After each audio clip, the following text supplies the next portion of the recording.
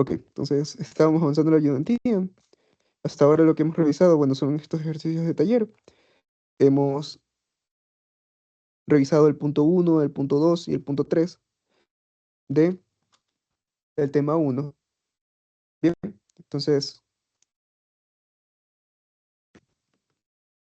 nos damos cuenta que para tratar el tema 4 hay que usar justamente la definición de diferenciabilidad en un punto, ¿verdad? ¿Y cómo hacemos eso? Bueno, resolvemos el valor de este límite, escrito aquí abajo, el que está marcado con el rojo, dado que algunos valores se simplificaron, como pudieron ver, fueron valores que nosotros pudimos comprobar en el punto 2 y 3, ¿verdad? Entonces ahora estamos intentando resolver este límite, que ya no es tan sencillo como en el anterior caso, que solo hacíamos teorema del emparejado y ya. Quizás tengamos que hacer algo antes, como una transformación de coordenadas, para llegar a un resultado justificable, ¿no? Entonces, procedí a hacer el cambio de variables, x igual a r coseno de teta, y igual a r seno de teta.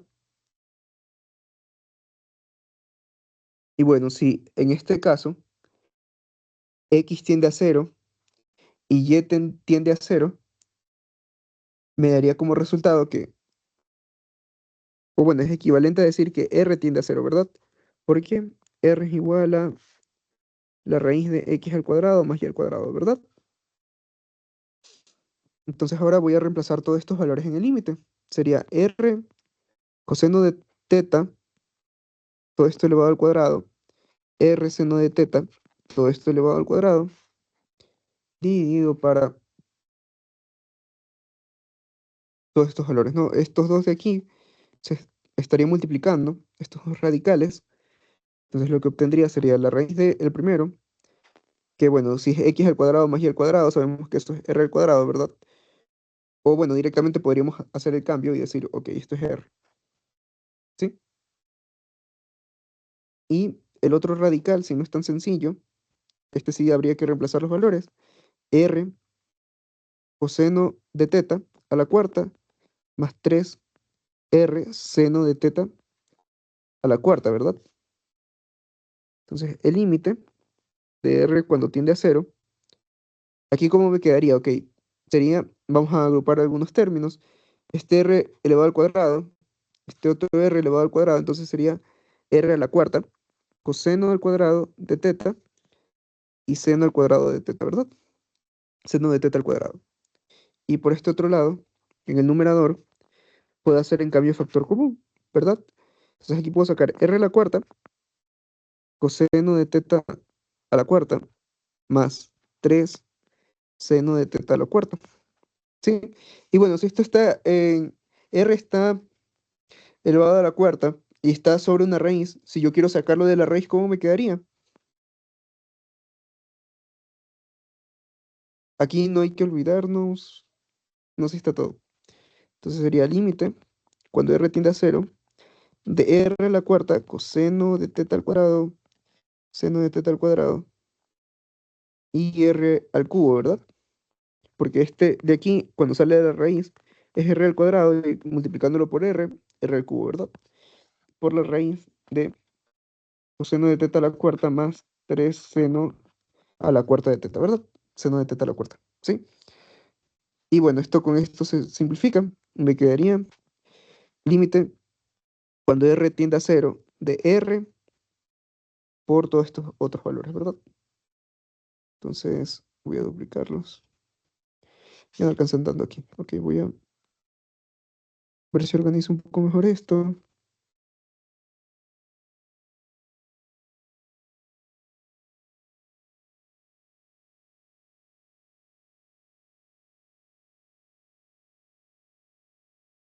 Y ahí estamos. ¿Ok? Entonces, ahora con este resultado sí es un poco más factible justificar por qué el límite de esta función sería cero. ¿Qué se les ocurre a ustedes?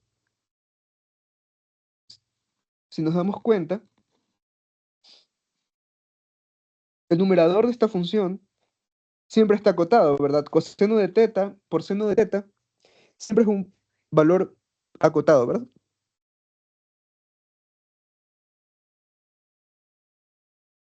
Cierto.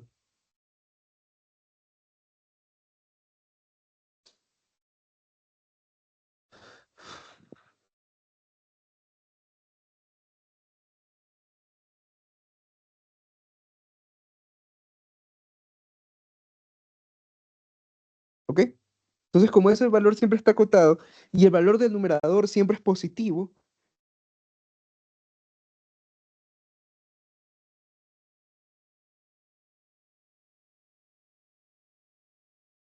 hay un teorema, no sé si se los habrán dado, que cuando el límite de una función tiende a cero, de esa función por otra que está acotada, no sé, por ejemplo, coseno de teta, esto de aquí va a ser cero, ¿sí?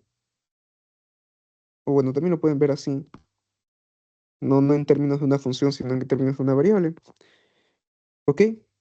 Entonces, este teorema es más bien un resultado del teorema del emparejado, porque ya sabemos que en el teorema del emparejado funciona de esa manera, ¿no? Si una función está acotada, le sacamos el límite a ambas cotas, va a dar cero. Pero de manera particular, cuando ese límite sea cero y esta función esté acotada de esta manera, este límite es cero, ¿no? Y con eso habríamos podido demostrar que la función es diferenciable en ese punto cero cero, ¿sí? Entonces aquí deberíamos concluir, por lo tanto, la función f es diferenciable en cero cero. ¿Ok? ¿Alguna pregunta, Sten? Entonces con ello habríamos terminado el tema uno. No sé si alguien tenga alguna duda.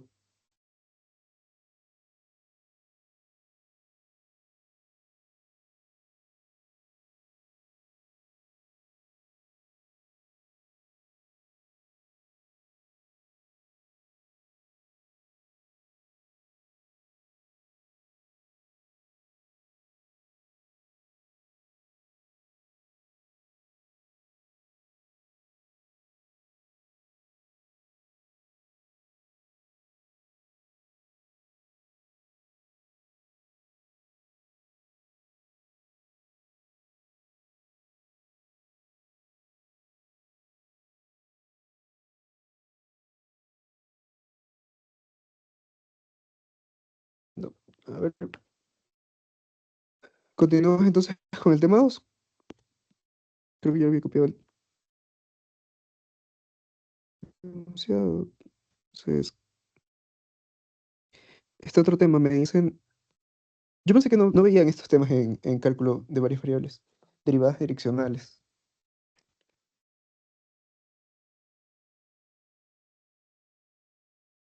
¿Ok?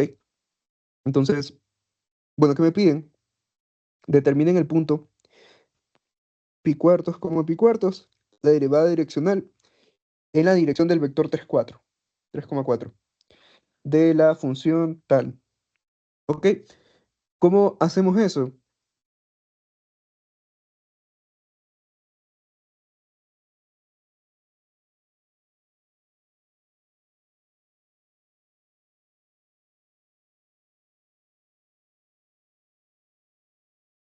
Hay varias maneras. O sea, yo recuerdo que había una definición de límites y otra definición con las cuales usan una matriz de derivadas. Es esta de aquí, que a mí me parece la manera más fácil. Y si en este caso no les dicen demostrar, no tendrían que hacerlo directamente con la definición, ¿verdad? Entonces, funciona de esta manera, ¿ok? Que es así como a mí me lo enseñaron, pero no sé cómo les habrá dado el profesor este tema. No sé si alguien pueda decirme qué revisaron en diferenciabilidad, en derivada direccional.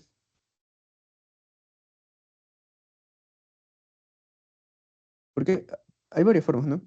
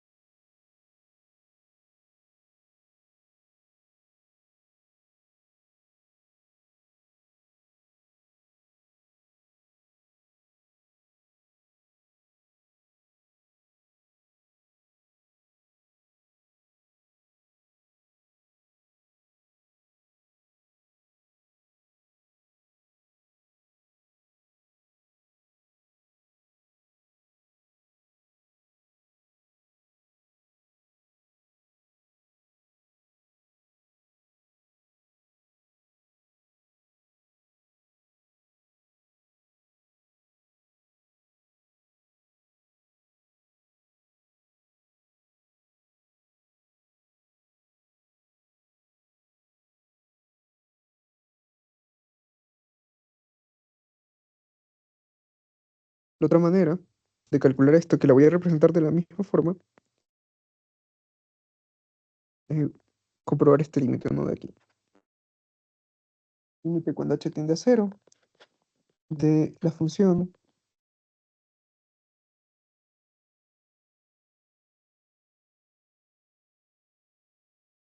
Bueno, aquí hay que comprobar las dos componentes. O sea, es un vector unitario. U sub 1 es la primera componente y U sub 2 es la segunda componente del vector U, menos f de x, y sobre h, ¿no? Entonces, hay esas dos maneras. Yo imagino que lo han de haber revisado con la segunda, pero igual, no sé si alguien me pueda confirmar eso.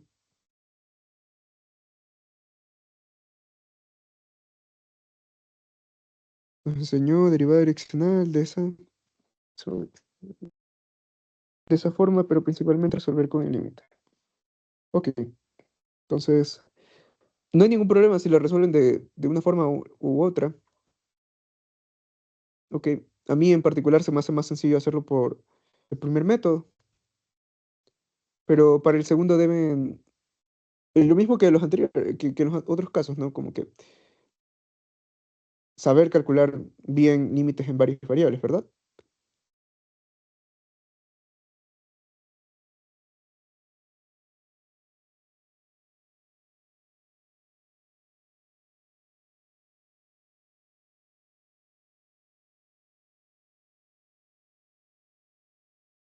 Entonces vamos a hacerlo de la primera manera, de la primera forma.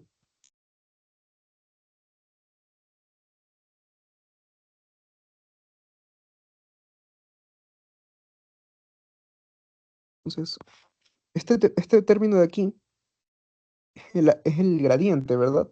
¿Y el gradiente de qué se compone?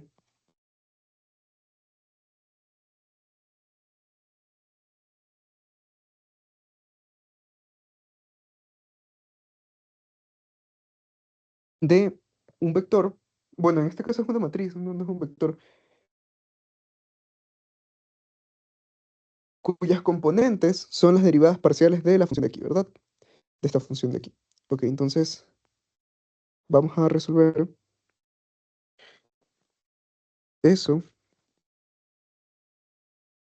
por medio de qué método se usa aquí. Regla de la cadena, ¿verdad?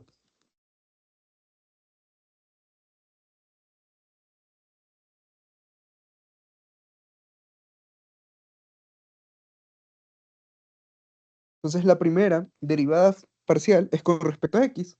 Es la primera que nosotros vamos a calcular, ¿verdad? Ok, entonces la forma de derivar no cambia a como normalmente lo hacemos en una sola variable.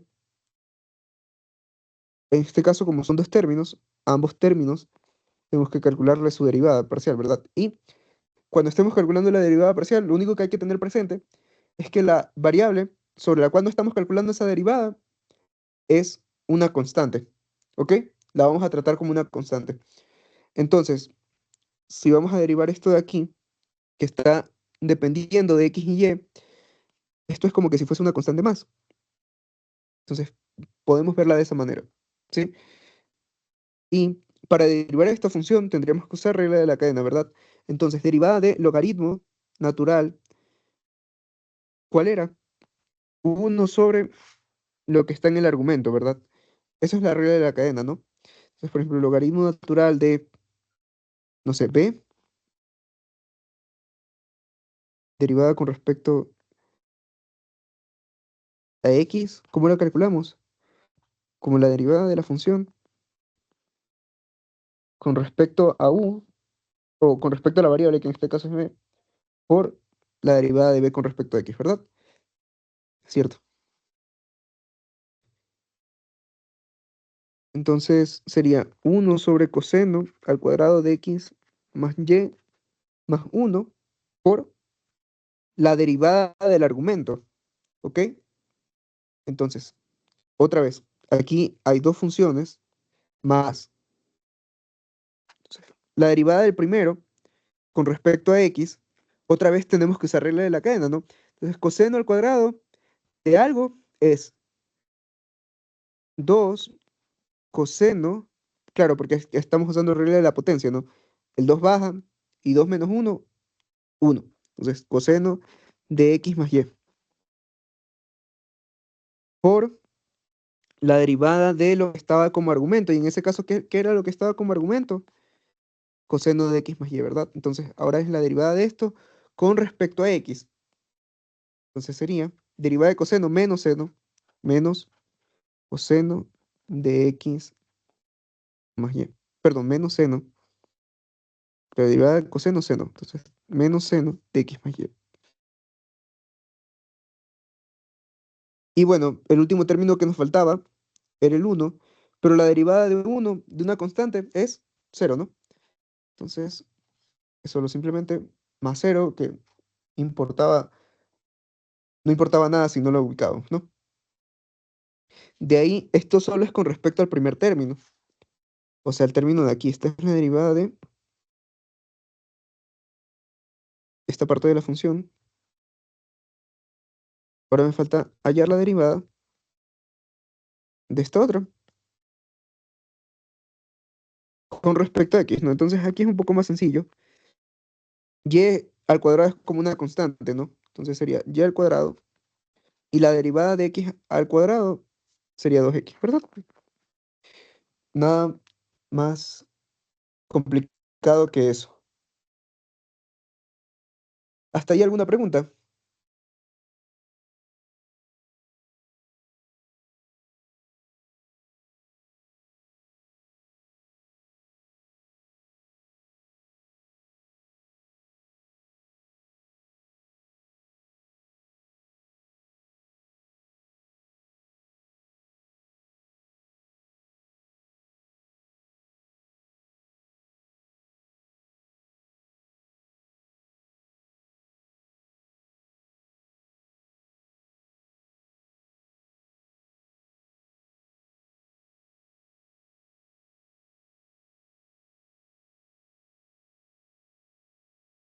Si se les hace un poco confuso, eh, lo mejor que podrían hacer con respecto a este tema de regla de la cadena es practicar. Igual creo que luego de esto vamos a hacer un ejemplo enfocado solo en eso, pero este tema lo revisa bastante bien. Claro que, o sea, depende del método, ¿no? O sea, este tema usando gradiente usa regla, pide usar regla de la cadena, en otro caso no es tan necesario. Vamos a hacerlo por los métodos. Creo que este de aquí me sirve bastante para practicar esto de regla de la cadena, si no lo tienen bien dominado. Y asimismo, ¿no? Podrían resolver ejercicios por su cuenta, usando ambos métodos para practicar. Pero en el examen o en la lección no tienen que hacerlo, ¿no? O sea, tienen que hacer por el método por el cual, sí, o sea, si no se los dice el enunciado, por el método por el cual ustedes se sientan más cómodos resolviendo el ejercicio, ¿verdad? Entonces vamos a dejar esto expresado en su mínima, vamos a dejarlo expresado en su mínima expresión, digamos.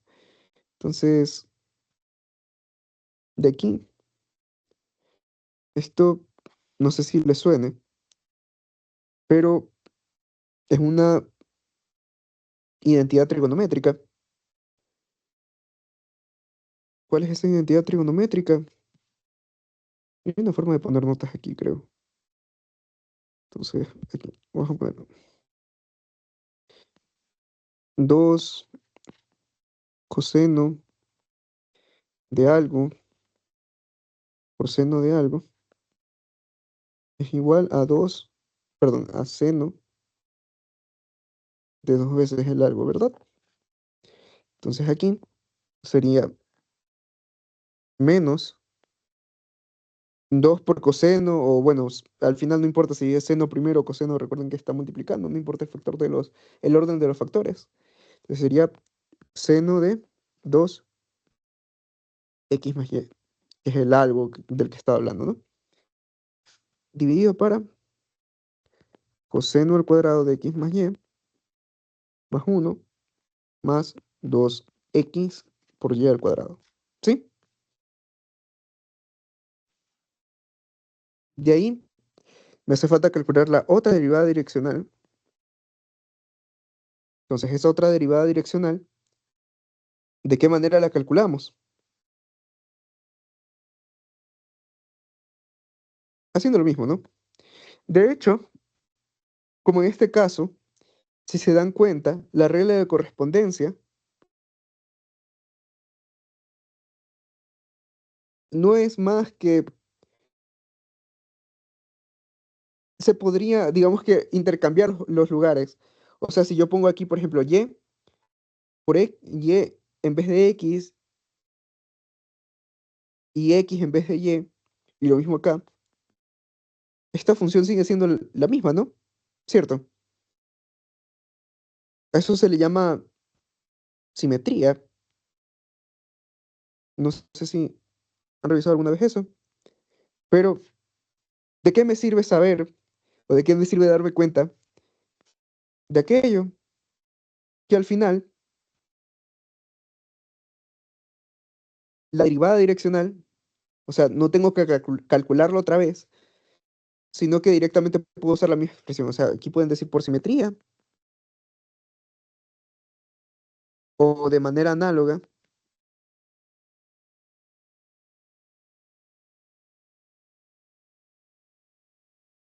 que esta derivada direccional va a ser igual a 2x más y. Es como que se intercambiaran los lugares, ¿ok? Entonces, coseno al cuadrado de x más y más 1 más, aquí sí viene un cambio, ¿no? En vez de x vamos a poner y, entonces sería 2y, y en vez de y vamos a poner x, 2y por x al cuadrado, ¿sí? Y esa sería la derivada direccional, ¿ok? Que usamos ahí por simetría, ¿no? O de manera análoga, no importa mucho cómo lo digan, pero es así, ¿no? Entonces ya tengo mis dos derivadas direccionales, perdón, mis dos derivadas parciales. ¿Y ahora qué necesito? O sea, ya tendría completa esta parte de aquí,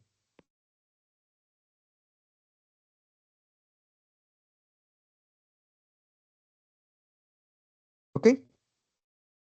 Ahora necesito la dirección. ¿Y qué voy a usar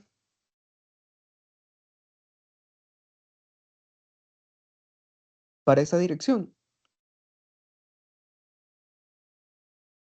¿Cuál es la condición de la dirección? Que sea un vector unitario, ¿no? Entonces, ¿qué caracteriza un vector unitario? Que su magnitud es 1.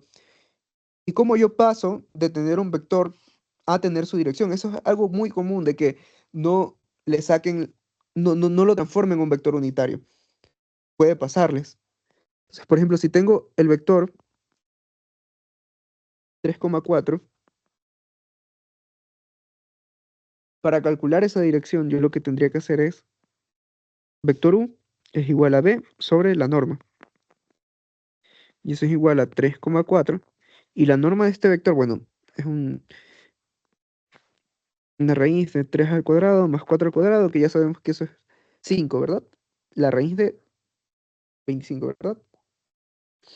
Entonces, 3 sobre 5, 4 sobre 5. Esta sería la dirección. O sea, no se tienen que olvidar de hallar el vector unitario. Finalmente, aquí, en la definición, o sea, en esta operación de aquí, está evaluada en el punto que me piden hallarlo. Entonces, lo que tendría que hacer aquí, en este caso, es para ya determinar de una vez la derivada direccional de la función en pi cuartos, pi cuartos. Ah, no, estoy expresándolo mal. Sería la derivada direccional en la dirección u de f en el punto pi cuartos, pi cuartos. Primero tengo que evaluar qué cosa, los dos valores de las definiciones, los dos valores de las derivadas parciales. ¿Ok? Entonces el primero, bueno, tendría que reemplazar pi cuartos para pi cuartos, en ese caso, ¿sí?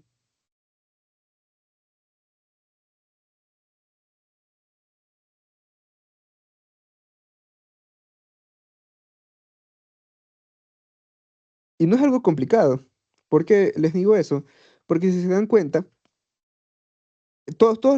ambos términos tienen este de aquí, ¿no? En ambos se repiten. 2 seno de 2x más y, ¿sí? Entonces, si yo evalúo en el punto P, ¿esto cuánto me quedaría? Seno de 2 pi cuartos más pi cuartos, y sería seno de 2 pi medios, o sea, seno de pi. ¿Y qué seno de pi? Seno de 180, ¿verdad? ¿Y qué pasa cuando tengo seno de 180 o seno de cero o seno de 360? Eso es igual a cero. Entonces, cuando yo evalúe en pi cuartos, en ambos casos, este término se va a anular. ¿Ok? Entonces, ¿qué es lo que me quedaría? Sería el primero, 2 por pi cuartos al cuadrado, y el otro sería 2 por pi cuartos al cuadrado, ¿verdad? Esto todo elevado al cuadrado, por si acaso me olvidé luego de elevar el cuadrado al numerador. Bueno, y en ambos casos, el resultado sería pi al cubo sobre 32, pi al cubo sobre 32. ¿Ok? Y ahora, ¿qué es lo único que me falta? Hacer esto con un producto punto con la dirección. Entonces, ¿cuál sería el resultado de la derivada direccional? Este primer término multiplicado por el de acá, 3 pi al cubo sobre 160 más 4 pi al cubo sobre 160. Y eso es igual a 7 pi al cubo sobre 160. Y ese sería el resultado para esta derivada direccional. ¿Sí? ¿Tienen alguna duda con respecto a esto?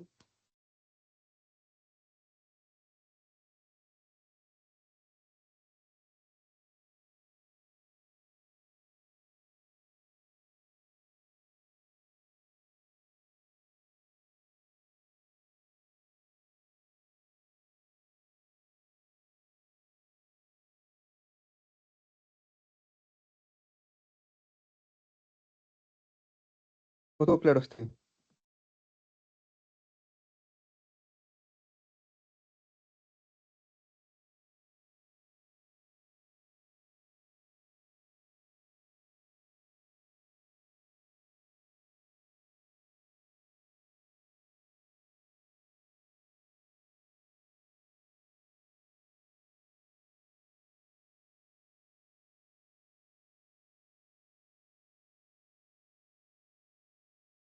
¿Alguien tiene alguna duda? Todo claro.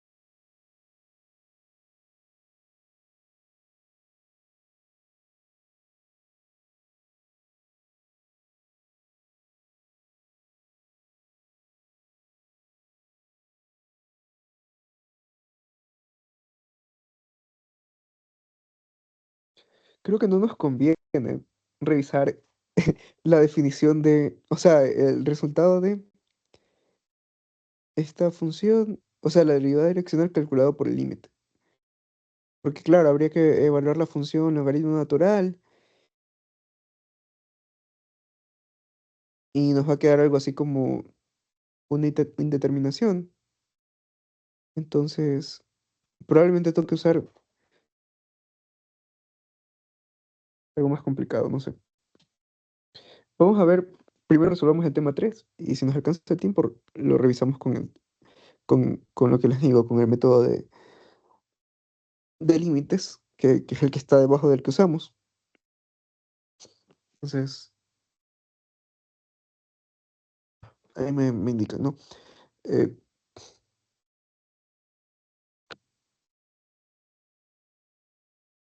igual, bueno, quisiera saber si nadie tiene alguna duda hasta aquí.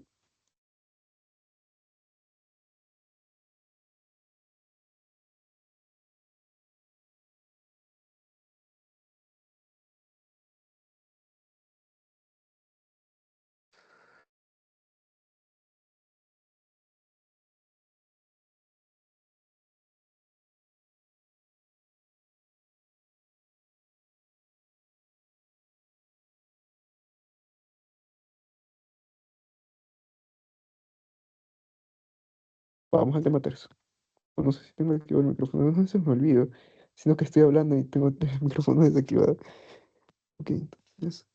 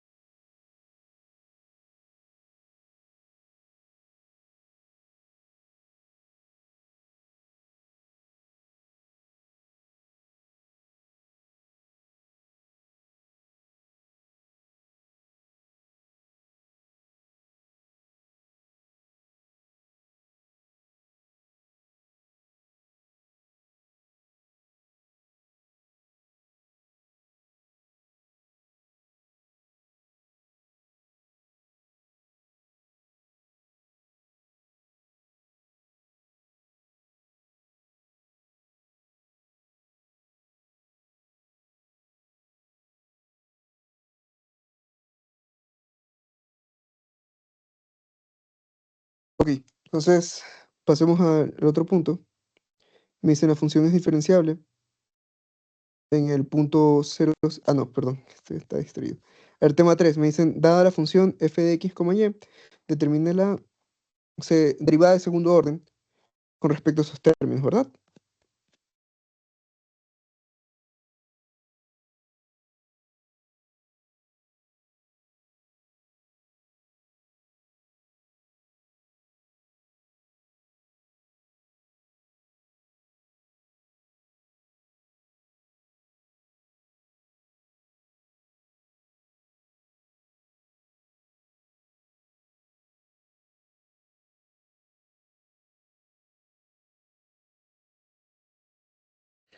Entonces, ok, ¿cómo determinaríamos esa función de ahí? La derivada direccional, ¿de qué se compone?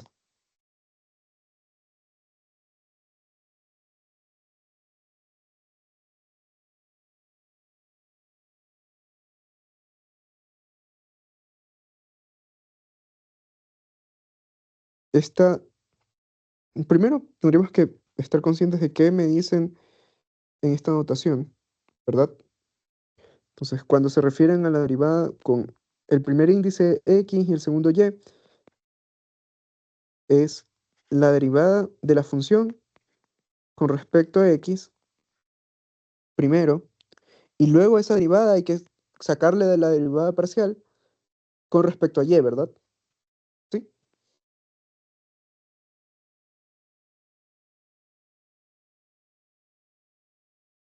Hay veces en las que aquello no importa cuando la función es continua, ¿ok? Pero lo podemos hacer en ambos casos.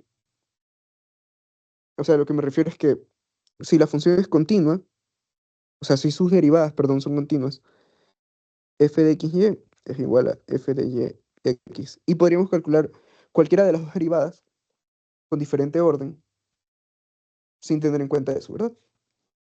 Como no sabemos si las funciones son continuas o no, tendríamos que seguir al pie de la letra la definición, ¿ok?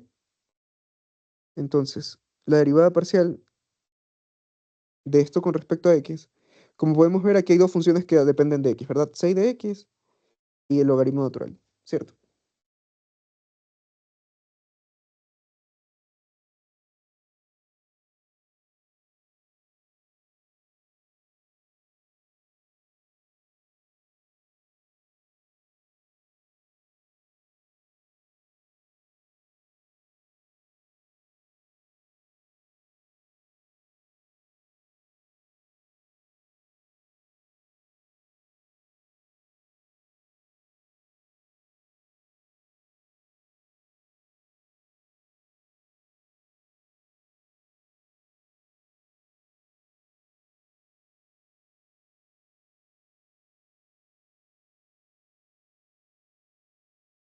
Entonces, vamos a calcular esa derivada.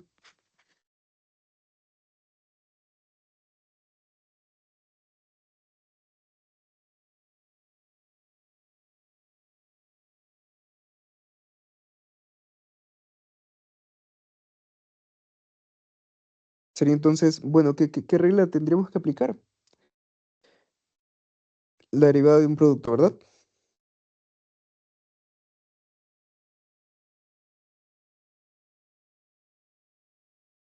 Cierto, entonces, aquí vamos a otra vez a aplicar regla de la cadena, porque es un tema que me pidió el profesor que practiquemos.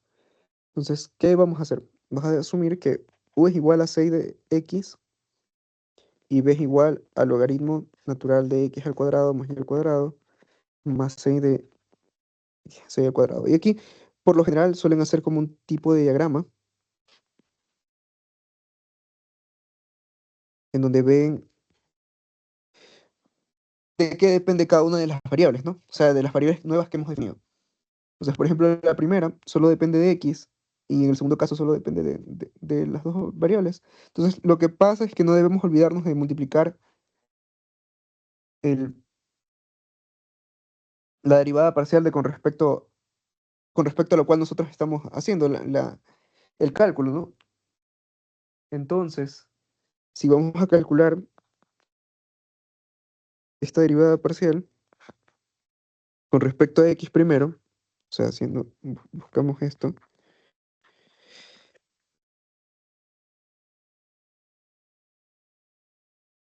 sería la derivada de u con respecto a x, ¿cierto? Por b más u por la derivada de b, ¿verdad? Eso es regla del producto, no hay nada diferente a eso. Y bueno, entonces la primera derivada de u con respecto a x es 6 y la derivada de b es logaritmo natural de x al cuadrado por y al cuadrado más 6x al cubo, ¿sí? Más u multiplicado por 6x, ok, esto para no confundirnos, ahí está bien, 6x multiplicado por la derivada de b, ¿verdad? Entonces la derivada de b, que es una función de dos variables, si vamos a derivarlo con respecto a x, no tenemos que olvidarnos de derivar también su argumento, ¿no? Entonces sería 6x de 1 sobre x al cuadrado por y al cuadrado más 6x a la sexta por la derivada de eso con respecto a x, ¿verdad? Entonces, ¿qué les decía cuando hayan derivadas parciales? Deben considerar que la otra variable, o bueno, la que es una de las variables de la función f, es constante para este caso, ¿no? Sería solo 2x por y al cuadrado más 6x por x a la quinta, ¿verdad? Entonces, esto es igual a 6 logaritmo natural de x por y al cuadrado más 6x a la sexta más 6x por 2x por y al cuadrado más 36 x a la quinta, ¿verdad? Sobre x al cuadrado y al cuadrado más 6x a la sexta, ¿verdad? ¿Ok? Ahora, ¿qué tenemos que hacer con respecto a esto?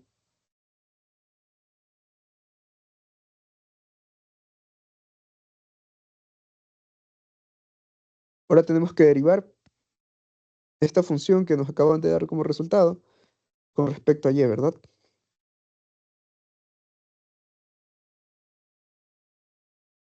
Lo cual está un poquito complicado porque va a tocar usar regla de coeficiente dos veces, ¿verdad?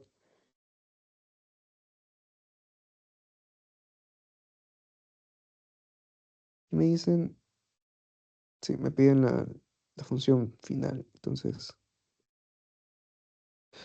bueno, habría que hacerlo.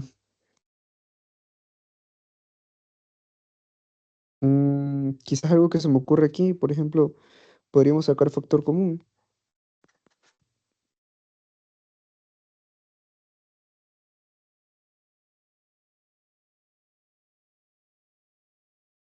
Me quedaría 12.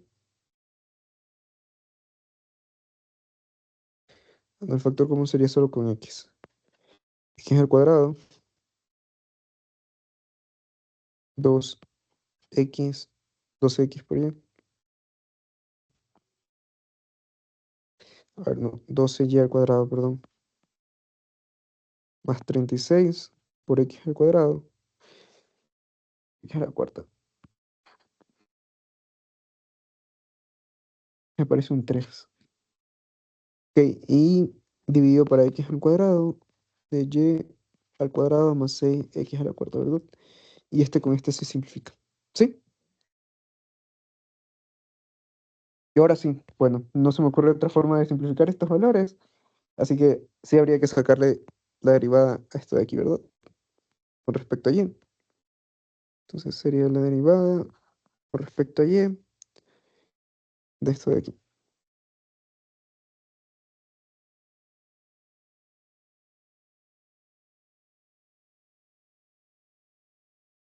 ¿Ok?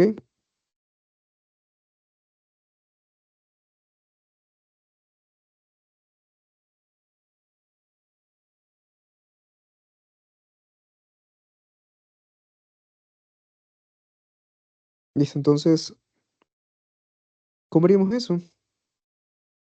Tendríamos que derivar ambos términos, ¿verdad? El primero es el más sencillo, porque simplemente sería 6. La derivada del logaritmo natural de algo es 1 sobre ese algo, ¿verdad?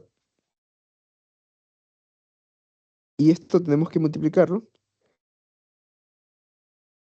para la derivada de el algo, que es el argumento, con respecto a y, ¿verdad? Entonces sería 2y por x al cuadrado más 6x a la sexta, que, como les digo, bueno, sería una constante, ¿verdad? Entonces quedaría así, ¿ok? Luego, habría que derivar el segundo término. El segundo término sí es un poco más complicado, ¿no? Es un poco más complejo. Si se dan cuenta, hay que usar la regla del coeficiente. Regla de cociente, ¿no? Porque es un término de aquí y otro término de acá. Están dividiendo, no sé.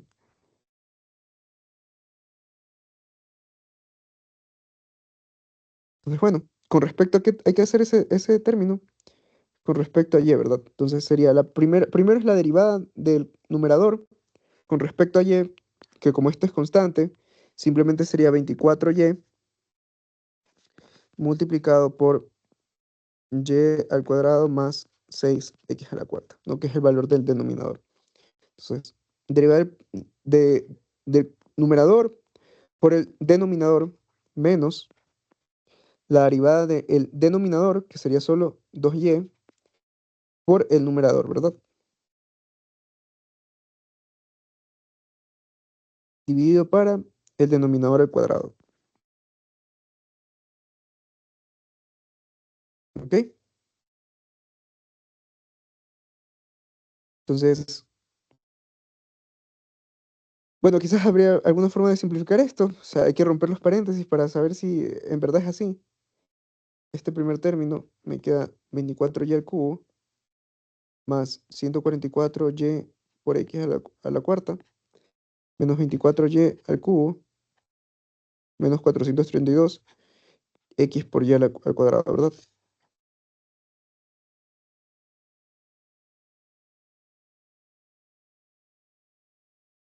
Sí. Entonces, este término con este otro término se pueden simplificar y con estos otros términos también podemos llegar a una expresión un poco más compacta. Me quedaría de la siguiente forma, ¿no?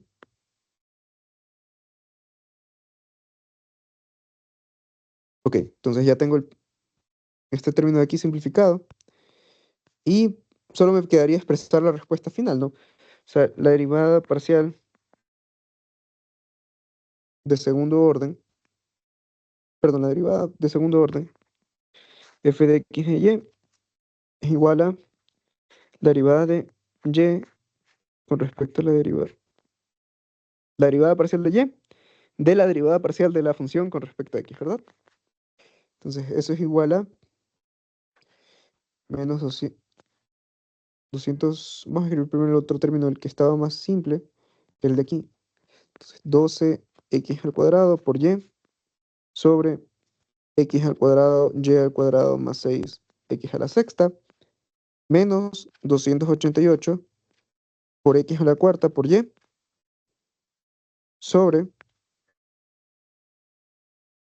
y al cuadrado más 6x a la cuarta por elevado al cuadrado, ¿verdad? Y esa sería la respuesta final. No está un poco largo, pero así son la mayoría de estos problemas. O sea, en realidad es más tiempo como que haciendo operaciones y eso podría llegar a confundirles en realidad, porque, por ejemplo, en el taller veía que entre más operaciones tenían en algún lado, llegaban a cometer más errores, ¿no? Y errores del tipo, no sé, que le sacan la raíz a algo y sumaban mal un término y en vez de poner raíz de 66, que era lo que les tocaba, ponían, no, era algo así, ¿no? No me acuerdo exactamente, pero que se equivocaban en ese tipo de cosas, ¿no? Entonces, era solo un numerito, igual no es que, no sé qué tan duro está el profesor calificando eso, pero tienen que tener cuidado con aquello, ¿no? Otra cosa que podrían llegar a confundir es la notación de esta derivada de segundo orden. Bueno, ya lo especificamos, pero no está de más decirlo otra vez. ¿Qué me expresa esa notación? Que voy a calcular la derivada de f con respecto a x y la derivada de y con respecto. A ver, no. O sea, la derivada, primero vamos a calcular la derivada de f con respecto a x y luego a esa derivada vamos a calcularla con respecto a y. ¿Ok? Entonces es eso, ¿cierto?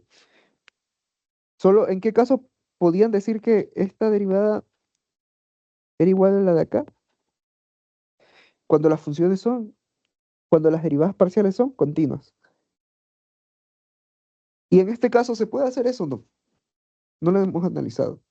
No es tan sencillo, o sea, cuando nosotros sabemos que una función así es continua, sí o sí, cuando vemos la regla de correspondencia, ¿no? Por ejemplo, si yo veo esta regla de correspondencia, digo, ah, bueno, puede que haya algún problema con la continuidad porque es un logaritmo, ¿no? Pero, por ejemplo, si solo tenemos funciones con coseno, seno, polinomios, sabemos perfectamente que esas funciones iban a cumplir nuestro criterio de continuidad, porque están definidas en todo su dominio, ¿verdad?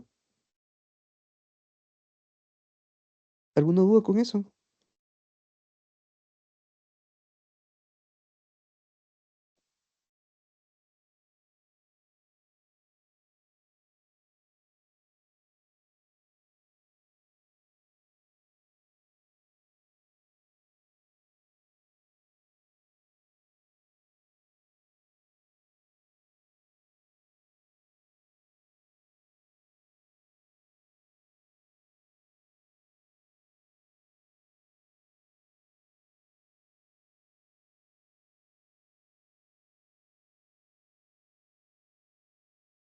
Bueno, entonces hemos acabado casi todos, pero les dije, vamos a intentar resolver este tema. Como les decía, creo que va a quedar algo peor de lo que habíamos visto con esta definición. O sea, que se ve largo, pero si se dan cuenta no lo es tanto, ¿verdad? Solo hay que reemplazar algunos valores y el término que más feo se ve en comillas. Este de aquí se simplificó, no se hizo cero. Entonces, vamos a revisarlo usando la definición de límites.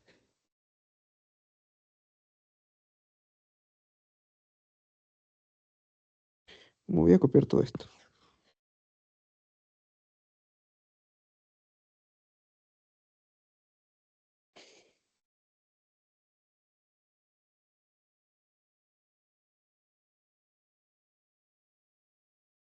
Ok, entonces aquí ya no vamos a tener que calcular ninguna derivada parcial. Vamos a usar la definición de límite.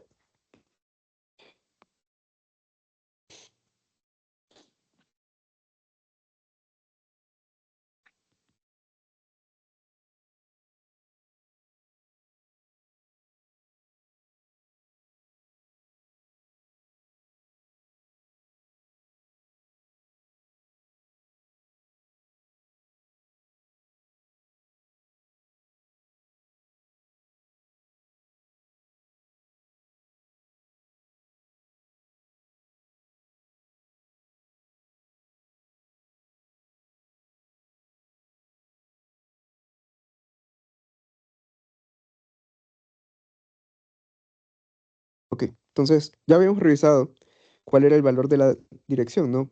Si el vector era 3 4, entonces la dirección era 3,5 4 sobre 5, ¿verdad? Cierto.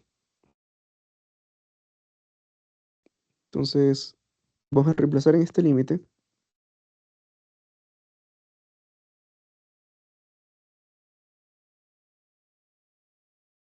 Si queremos en un punto específico, esto se vuelve esta función de aquí.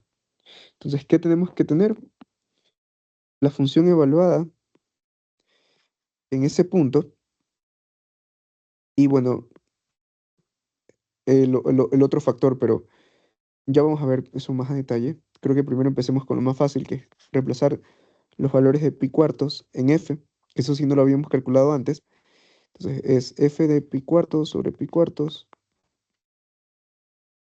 f de pi cuartos, pi cuartos, es igual al logaritmo natural de coseno al cuadrado de pi cuartos más pi cuartos, ¿verdad?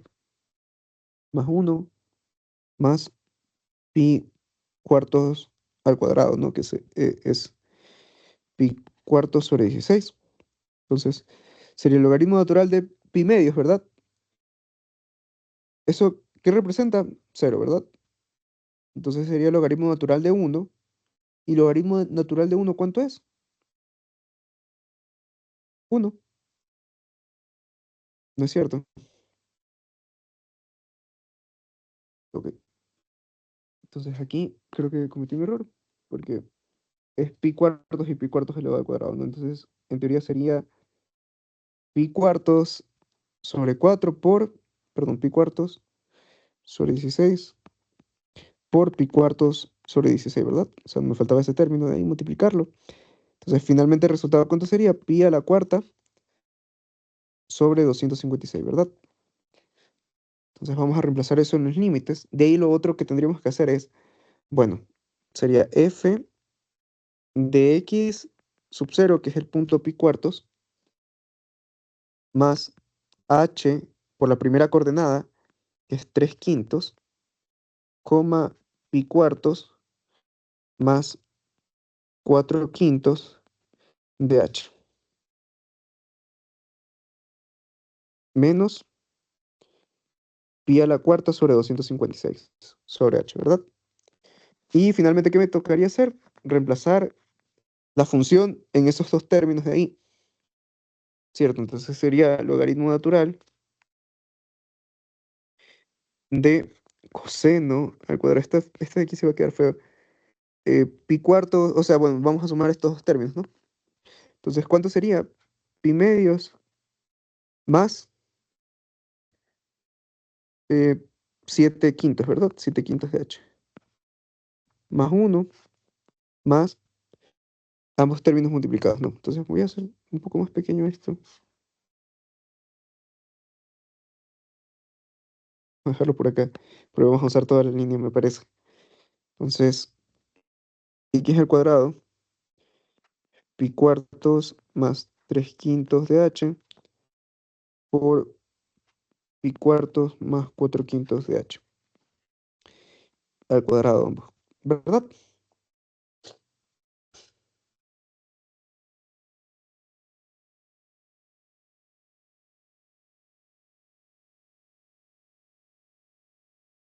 Menos pi cuartos sobre 256 sobre h. Y esto es lo que les decía, ¿no? Como que desarrollándolo queda un término más feo. No sé qué prefieran ustedes, resolverlo de esta manera, como lo hicimos con el resultado de aquí, usando la gradiente de la función, que implica calcular las derivadas parciales, o irse por el lado de límites.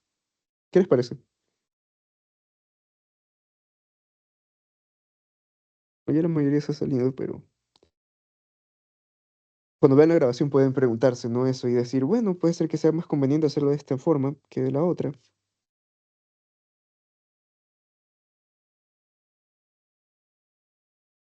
Lo único que se me ocurre para simplificar es este término de aquí,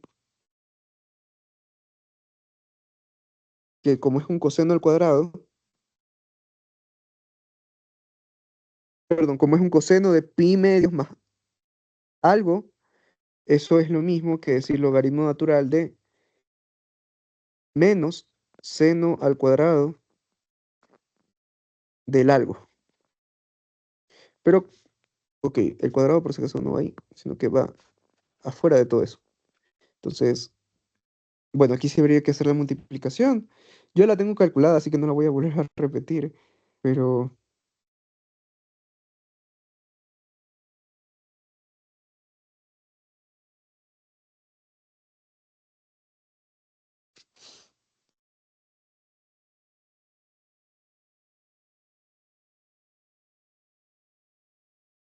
sí habría que hacerlo.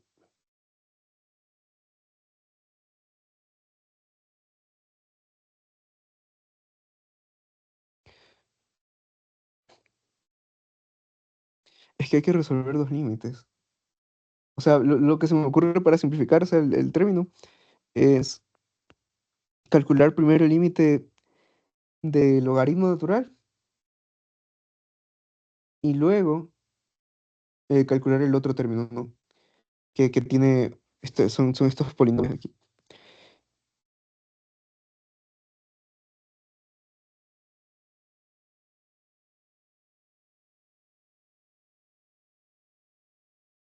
Bueno, entonces voy a dar un receso de 5 minutos, ya regreso. Pero para que piensen qué harían en ese caso, ¿no? En caso de que se metan a resolverlo mediante límites, quizás podrían llegar a la conclusión de que sea más conveniente hacerlo del primer modo. Entonces voy a dar ese receso de, bueno, 10 minutos creo que está bien. Igual ya con eso ya culminaremos la ayudantía. Creo que no alcanzamos a hacer el ejercicio de plano tangente. O bueno, voy a revisar algún ejercicio mientras sea el receso para ver algo que sí podemos terminar.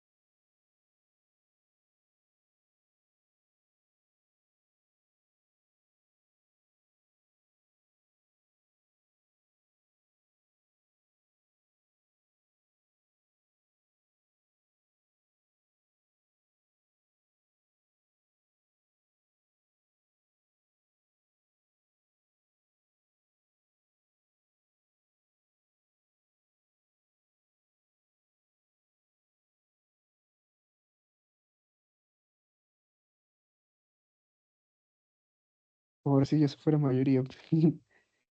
Bueno, entonces, acabemos con esto ya para culminar. Ah, no, bueno, falta el tema de plano tangente, que sí lo alcanzamos a hacer. Y creo que alcanzamos hasta a revisarlo en una demostración gráfica pequeña de cómo sería esto. Entonces, bueno, lo que yo les decía es que, ¿cómo vamos a resolver esto? Eh, pero bueno, si está elevado al cuadrado, también podríamos simplificar un poco esta expresión.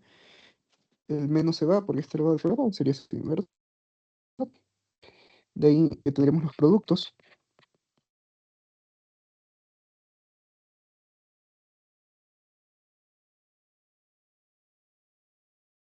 menos pi cuartos de 56. Y bueno, aquí deberíamos cerrar paréntesis, ¿no? Ok,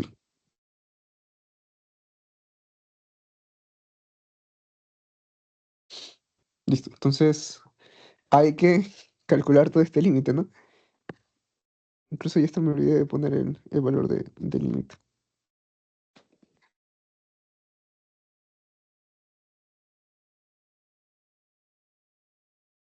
A ver,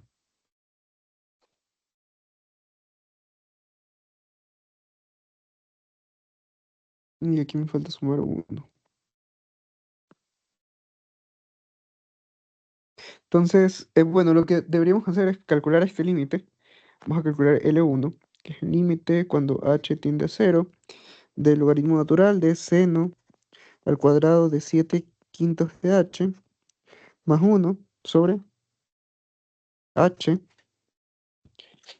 y L2 igual a este otro factor, ¿no?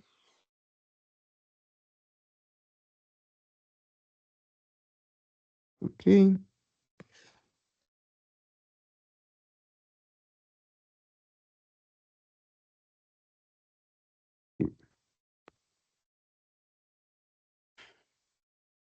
Entonces, bien, para el primero, ¿qué podríamos resolver? ¿Cómo podríamos resolverlo? Aplicando L'Hopital, ¿no? Si nos damos cuenta, si yo reemplazo, esto directamente sería seno al cuadrado de cero, eso es cero, y logaritmo natural de uno, cero, ¿verdad? Dividido para cero, cero sobre cero. Eso es una indeterminación. Entonces, ¿qué me indica la indeterminación? Que yo básicamente puedo usar cualquier método para poder resolverlo, ¿no? Entonces, o sea, puedo usar el método del L'Hopital para resolverlo.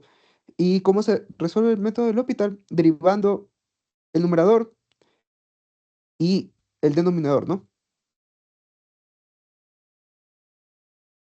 Entonces, si lo hacen de esa manera, van a llegar a que el límite L1 es igual a cero.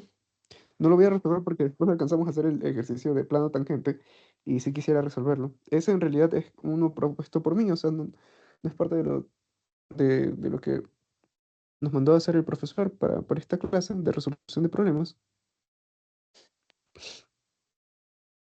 Entonces, bien, para el segundo término, en cambio, lo mismo, ¿no?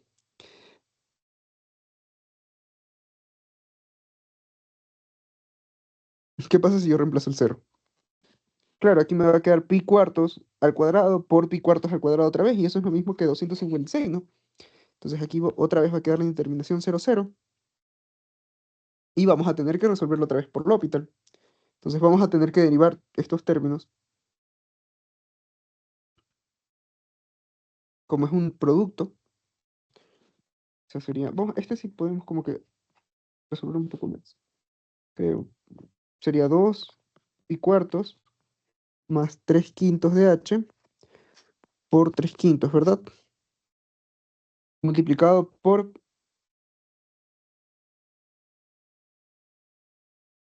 ahora estamos haciendo regla de producto, entonces multiplicado sería multiplicado por el segundo término, ¿verdad?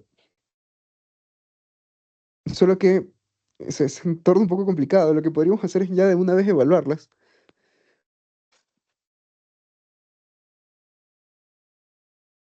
El problema no es que sea difícil, sino que tomaría bastante tiempo hacerlo. Entonces, vamos a escribir igual acá. Y cuartos más 3h quintos por 3 quintos por pi cuartos más 4 quintos de h al cuadrado más pi cuartos más 3h quintos al cuadrado por 2 de pi cuartos más 4 quintos de h por 4 quintos. Parece que está bien, sí. Y claro, la derivada de esto con respecto a h es cero, entonces ya no va. Igual vamos a ponerlo aquí, menos cero. De ahí dividido por h, ¿no? Ah, bueno, h, derivada de h con respecto a h sería 1.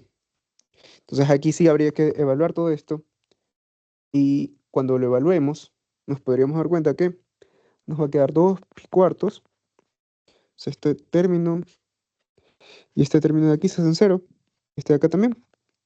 Este de acá también. Lo que me daría como resultado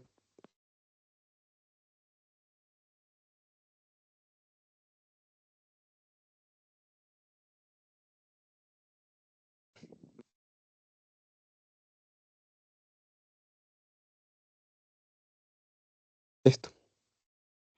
14 quintos de pi al cubo sobre 64. Ya he dejado en su mínima expresión este término.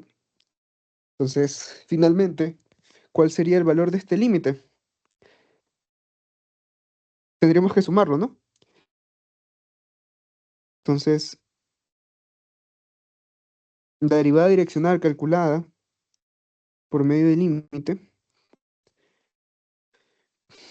que no deja de ser la derivada direccional, así que podemos usar cualquiera de los dos métodos, aunque uno cueste más que el otro, y ya creo que pueden tener una opinión de cuál es ese término al cual me refiero, cuál es ese método al cual me refiero. Igual a L1 más L2, y eso es igual a L2, que,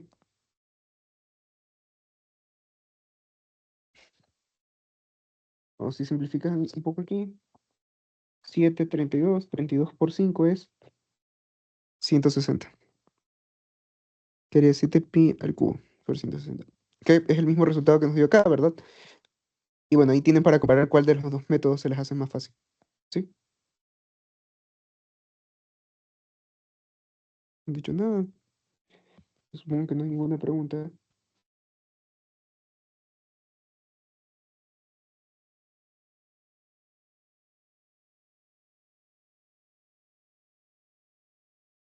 ¿Ok? Entonces, ahora sí, vamos a buscar un tema de plano tangente, que no sé qué tanto lo hayan revisado. Pero, ¿a qué corresponde plano tangente? Es una aplicación de las derivadas, ¿verdad?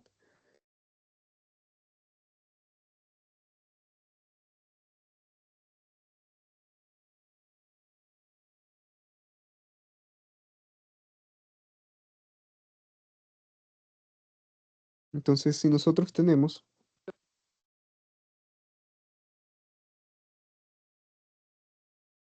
una función que va de R3 a R y f de x, que me refiero a x como el punto, no sé, el vector. Entonces, esa función lo que representa es una superficie. ¿Ok? ¿Qué tiene que cumplir esta superficie? Que esta superficie sea diferenciable en el punto x sub 0, o sea, en el punto en que nosotros vamos a evaluar la curva. ¿Ok? Entonces, ¿qué se cumple en ese caso?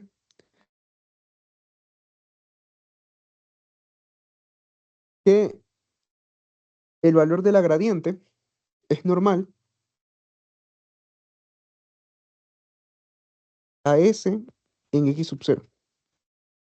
Entonces, ¿qué es lo que me va a dar como resultado esto de aquí? Que voy a tener, el profesor decía que hay algunos casos en que debería realizar límite. ¿Cuáles son? Ah, recién veo esa pregunta. El profesor decía que hay algunos casos de derivada direccional. ¿Cuáles son? Creería yo que es cuando la función está definida por tramos. O sea, ese es un caso seguro, en el cual yo tendría que usar sí o sí la definición de derivada direccional. Pero cuando vean la función definida de esta manera, no veo problema con que usen el otro método. Porque claro, o sea, aquí ya están suponiendo que las derivadas parciales existen, entonces pueden calcularlas directamente con este método, o sea, derivando la función, hallando las derivadas parciales con respecto a las variables, ¿cierto? No sé si eso responde a tu pregunta o si sigues aquí ¿Ok? Ok, y bueno, sí, estamos buscando. Este es el teorema del vector normal.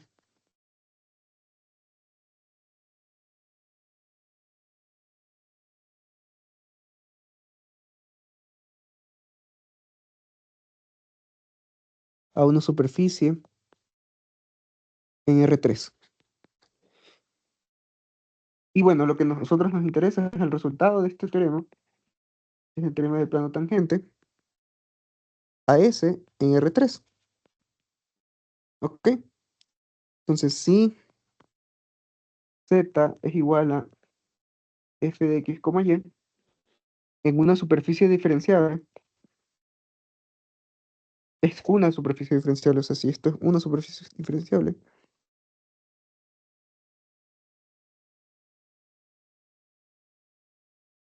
voy a abrirlo de esta forma, en x sub 0, y sub 0, z sub 0, la ecuación del plano tangente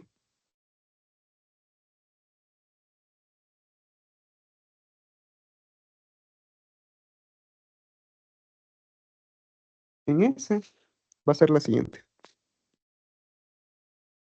Tangente a S, perdón. Tangente a la superficie en el punto x sub 0, y sub 0, z sub 0 es,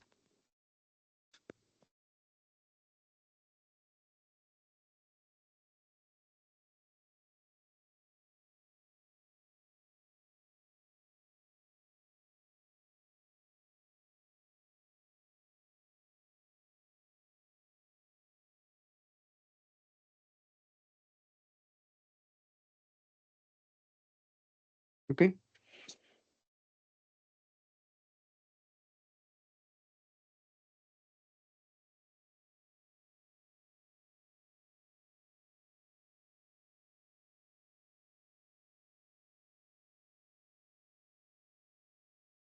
Entonces vamos a hacer el primer ejemplo, que lo que me indica es lo siguiente. Hallemos el plano tangente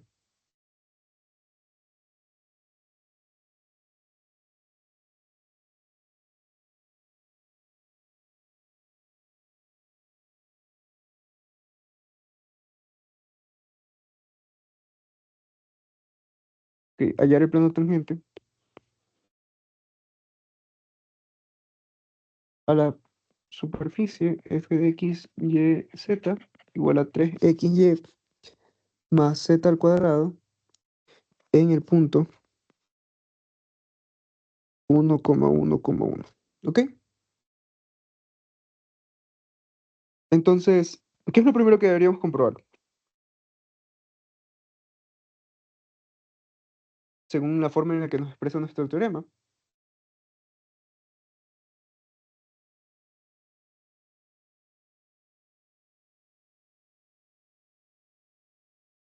que la función sea diferenciable, ¿verdad? ¿Y cómo nosotros sabemos que esta función es diferenciable? Por la forma en la que está escrita su regla de correspondencia. Entonces, la regla de correspondencia, esto deberían escribirlo de todas formas cuando estén haciendo su lección o examen, dado que la regla de correspondencia de la función está compuesta por la suma de polinomios, entonces la función es diferenciable. Por tanto, la ecuación del plano tangente a la superficie, que en este caso, perdón, entonces a la superficie, en términos de x, y, z, está dado por esta ecuación, está dado por tal cosa, ¿no? Que es lo que escribimos ahí arriba, no lo voy a volver a escribir. Entonces simplemente tendríamos que primero hallar la gradiente, ¿no? Entonces la gradiente, en este caso de aquí, es igual a la primera componente, me indica la derivada parcial de esta función con respecto a x, ¿verdad? Entonces sería 3y más z al cuadrado, derivada de eso con respecto a x, es 0, ¿verdad? Ahora, con respecto al otro término, si lo derivamos con respecto a y sería 3x, ¿verdad? Y si lo derivamos con respecto a z al cuadrado sería 2z. Esa sería la función de la gradiente, ¿ok? Entonces vamos a evaluarlos. Ahora necesitamos evaluados en el punto que me están pidiendo. Entonces sería, a ver, la gradiente de f del punto 1,1,1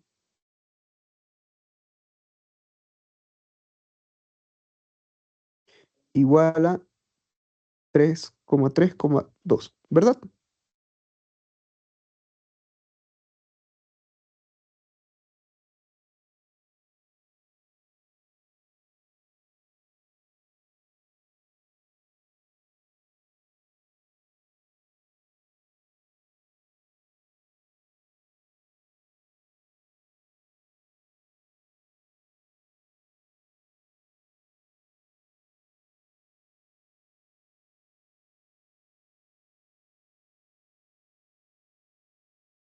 ¿Sí?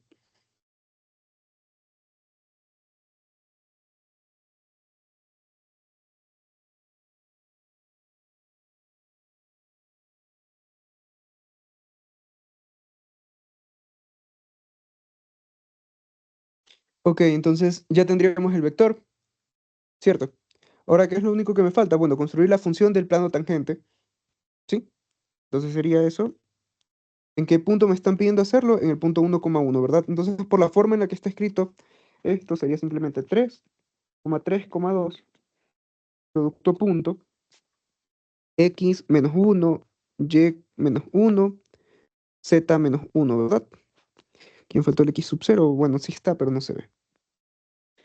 Entonces, bien, finalmente, multiplicando todo esto, lo que obtendríamos sería 3x menos 1 más 3y menos 1 más 2, z menos 1, ¿verdad? Entonces sería esto igual a, bueno, si lo simplificamos, 3x más 3y más 2z y menos 3 menos 2 menos 8 igual a 0. Y esa sería nuestra ecuación general del plano, ¿sí? Ahora finalmente, no sé, vamos a hacer otro ejercicio también. Eh, hallar la ecuación, ahora vamos a hallar la ecuación del plano tangente.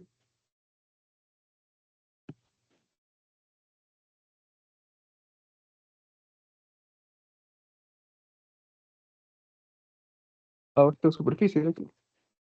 Entonces, z es igual a 4x al cuadrado más y al cuadrado. A ver, 16z es igual a esto de aquí. ¿En qué punto? En el punto 2,4,2. ¿Ok? Entonces,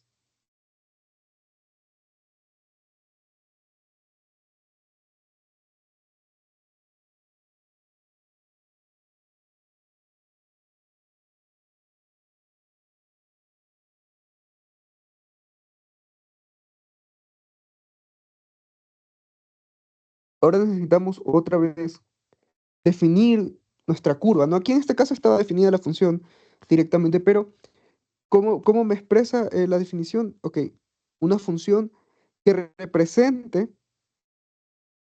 a la curva, ¿verdad? Entonces, lo que tendríamos aquí en este caso sería la función de nivel, que podemos denominarla así,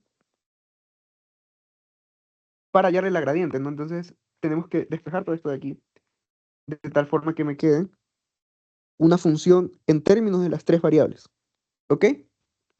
Entonces, si ya tenemos esta función, que es igual a 0, como me indica la definición, lo único que tenemos que hacer es eso, de diferente, de ahí lo demás sería calcularle otra vez la gradiente de f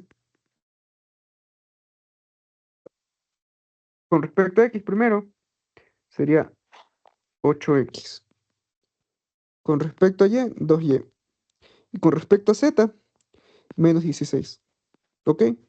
Y lo evaluamos en el punto requerido, ¿no? Bueno, entonces sería 16,8, menos 16. Y este sería nuestro vector, ¿verdad? Si se les complica, si lo ven complicado, lo que podrían hacer es reescribirlo. No sé, en vez de 16,8, menos 16, podrían usar el vector que también va a ser normal. Porque si este vector ya es normal, entonces un vector paralelo a ese vector va a ser normal también. Entonces, por ejemplo, puedo sacarle factor común 8, 2,1, menos 2. Entonces, la ecuación del plano tangente a esa curva en ese punto sería 2,1, menos 2 por x menos 2, y menos 4, z menos 2. ¿Ok? Igual a 0. Entonces aquí, ¿cómo me quedaría esta expresión? Sería esto, ¿no?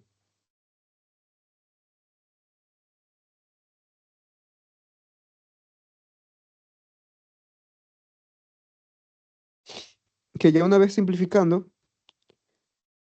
sería 2x más y menos 2z. Ahora, menos 4, menos 8. Y más 4, solo 4. Solo menos 4, ¿verdad? Entonces esa sería nuestra ecuación del plano. ¿Sí? Ahora bien, voy a dejar de compartir pantalla un rato para mostrarles cómo se vería esto si lo, lo representamos en R3.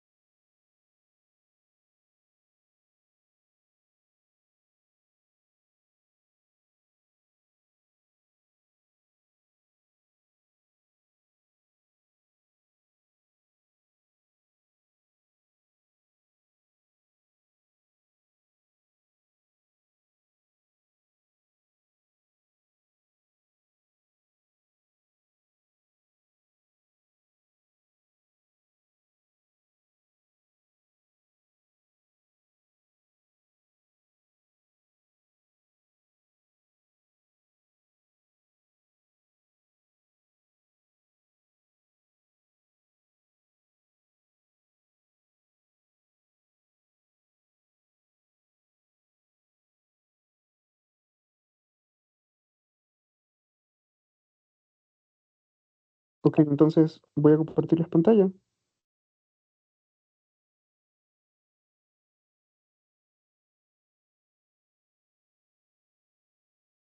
Y bueno, esta es la superficie, ¿no? 16z, 4x al cuadrado más y al cuadrado. Y la ecuación del plano que calculamos, ¿no?